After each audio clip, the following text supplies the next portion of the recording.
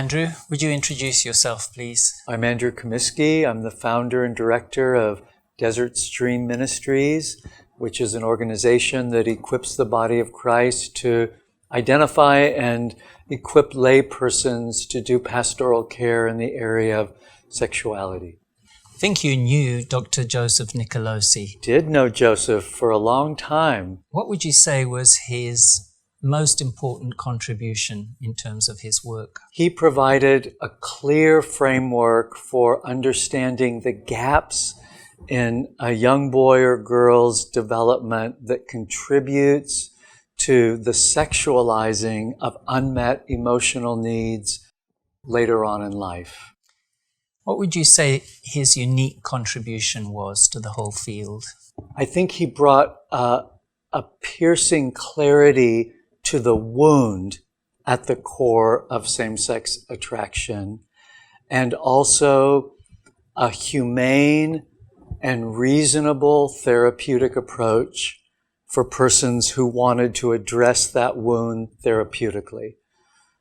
So I think it's both the insight and the intervention in terms of reasonable psychotherapy.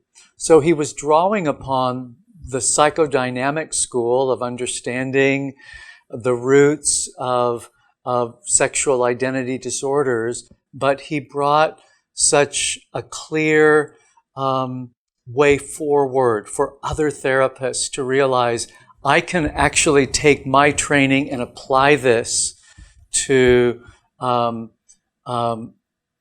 effective care for persons with unwanted same-sex attraction seeking help. And yet there was opposition to his work. Why would you say that was the case? The opposition came from the very forces that surrounded Joe Nicolosi in Los Angeles in the time that he was being trained there in the late 70s and started his counseling center in 1980.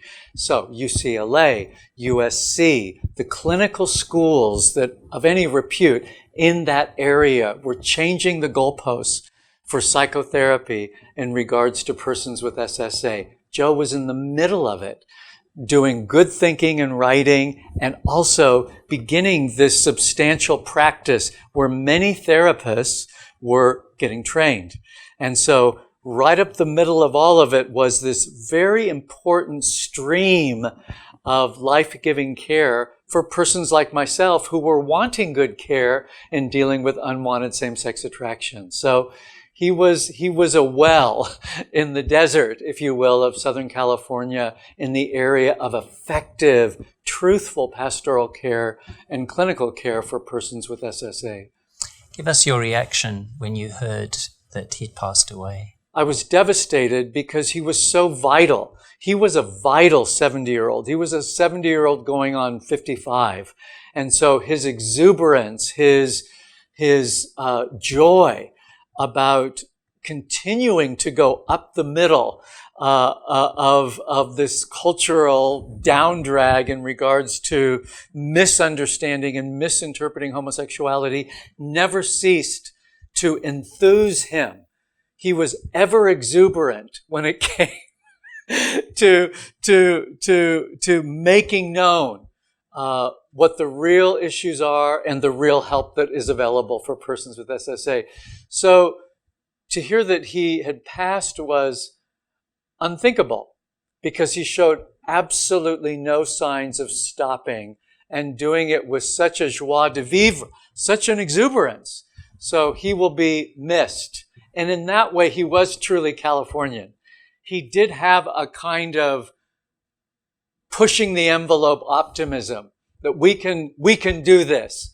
And I think that was unflagging over the course of his entire life. So what's his enduring legacy, do you think? I think his enduring legacy is as an insightful, loving, integrated father for healers who want to continue to help individuals overcome unwanted same-sex attraction.